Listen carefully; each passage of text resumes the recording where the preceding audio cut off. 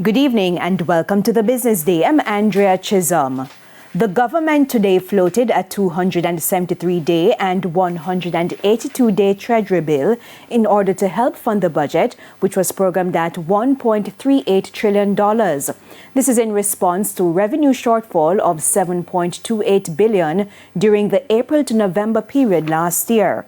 According to the Finance Ministry, despite the shortfall, the primary surplus, or the amount of money available to service the debt, was $100 billion. This was $3.92 billion more than the $96 billion budgeted.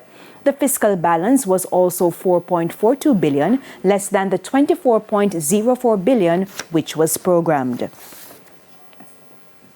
To business news overseas, Microsoft is expected to spend big money on artificial intelligence this year. For fiscal year 2025, the company said it's on track to invest approximately $80 billion to build out data centers.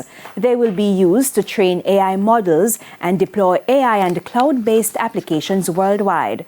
In a blog post this week, Microsoft said more than half of that $80 billion investment will be made in the United States. The company said the U.S. leads the global AI race currently and is appealing for government support to expand efforts.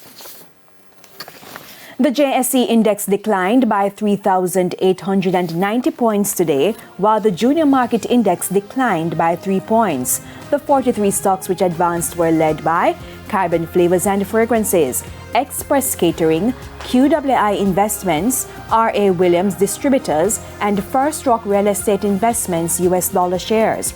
56 stocks declined and were led by Paramount Trading, CAC 2000, Carbon Assurance Brokers, Jamaica Brawlers, and Kintyre Holdings. 22 stocks remained at the same price they started trading.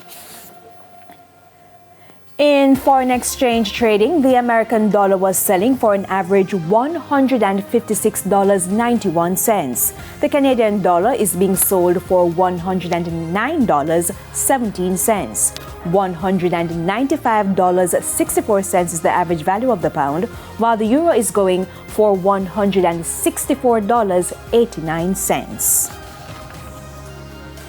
And that's it for the Business Day. I'm Andrea Chisholm. Good evening.